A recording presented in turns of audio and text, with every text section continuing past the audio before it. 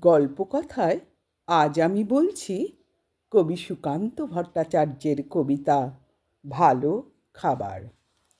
ধনপতি পাল তিনি জমিদার মস্ত, সূর্য রাজ্যে তার যায় না কো অস্ত। তার উপর ফুলে ওঠে কারখানা ব্যাংকে, আয়তনে হারালেন মোটা কোলা ব্যাংকে।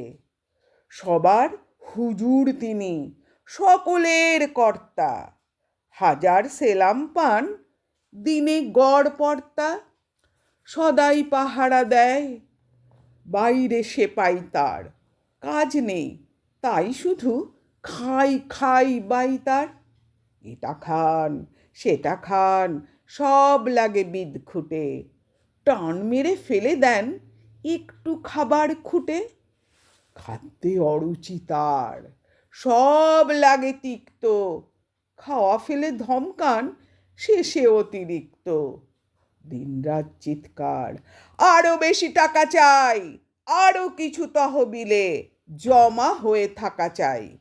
সব ভয়ে জড়সড়, রোগ বড় পেঁচানো, খাওয়া ফেলে দিনরাত টাকা বলে চেঁচানো। ডাক্তার কবিরাজ ফিরে গেল বাড়িতে, চিন্তা পাকালো জট নায়েবের দাড়িতে। নায়েব অনেক ভেবে বলে হুজুরের প্রতি, কি খাদ্য চাই, কি সে খেতে উত্তমতি। নায়েবের অনুরোধে ধনপতি চারিদিক দেখে নিয়ে বার কয়, হাসলেন ফিক ফিক। তারপর বললেন, বলা ভারী শক্ত, সবচেয়ে ভালো খেতে গরিবের রক্ত। সবচেয়ে ভালো খেতে গরিবের রক্ত।